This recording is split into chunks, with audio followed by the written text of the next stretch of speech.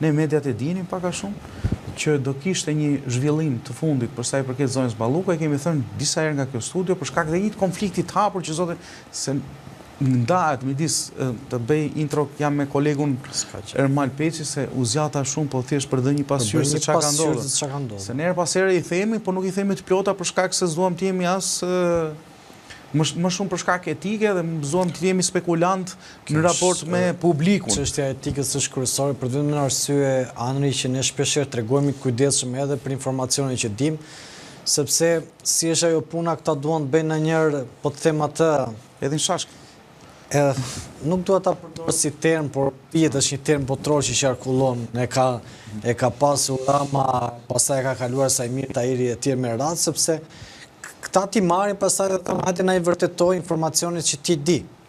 Edhe ato ja zgjidhim kollaj. Jo, po janë procese që ti do të shkosh në gjyqë. Ai thot tani kur ti ke një sër dosjesh dhe këta të hapin probleme mbi probleme që është e lodhshme në këtë kontekst. Gjyqet në Shqipëri mbaron bazë 10 vjetësh. Nëse ka ngel ky shtet te gjyqet jo them në kontekstin e asaj çfarë përdorin. Patjetër.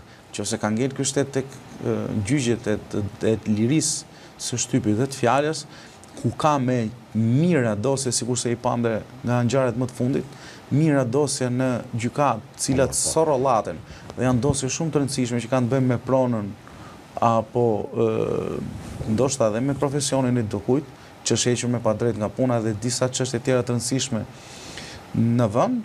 Tani po morën me këtë pjesë, unë këtë luftë, si thuash, këtë betejë e kam nisur për shumë vitesh normale dhe kjo mund nuk më të regjyqim, nuk më ka ndaluar ndonjëherë them atë që është them si kontekst e përdorin si formë presioni, jo se ndalon apo jo, po them thjesht tregohet njeriu tregohet për një arsye etike, tregohet i kujdesshëm sepse e di në fund që nëse ai shkel në 3 unë dua të bëj, nuk dua të bi nuk mund të kujdesin që tregojmë më së dua të bi pre si thua një informacioni që keq përdoret. Po, të kaloj pak tek çështja. Dhe prandaj kemi thënë tek çështja do kaloj direkte.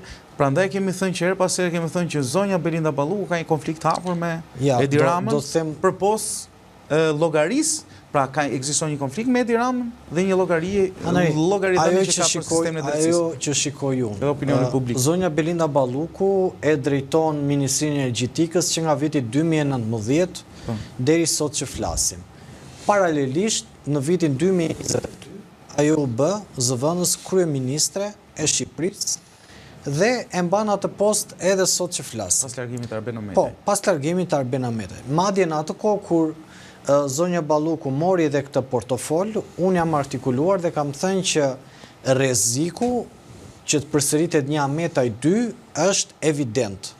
E kam thënë këtë jo se kam ditur gjë dhe unë jam njëri që di shumë edhe thash ndonjë gjë që nuk e kanë thënë tjerët.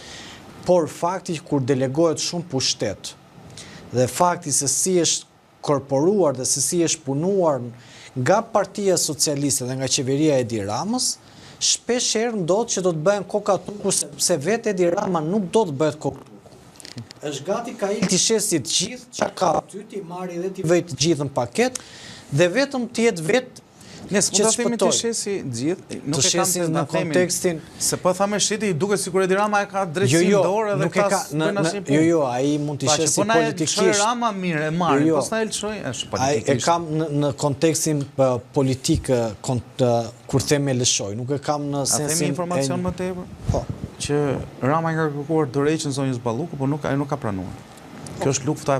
Kjo është luftë që është hapur brenda PS-s dhe është evidente për interferenca ekonomike, politike, por mbas e di dhe çfarë e rëndojnë pozitën e saj. Madje unë ta kam thënë dhe më përpara që zoti Rama as nuk ka pasur ndërmend ta riemëroj. Po. Por ajo ka qenë një masket për të ardhur tu ku jemi sot, sepse zonja Balluku sipas atyre informacioneve që kemi nga burime konfidenciale e ka kërcënuar në thojza Edi Ramën sot flitet qofse mbytem unë do të marr me vete. Po, sot flitet Andri për rrugët e Florinta. Pra, kështu janë si metafor. Po. Sepse kemi parë që shumë prej investimeve kanë kaluar me qindra milion euro dhe kemi parë pastaj që se si rrëshkasin rrugët, se si nuk janë në standardet e duhet, paktën sipas ekspertëve që i kanë evidentuar këto ngjarje. E dyta është që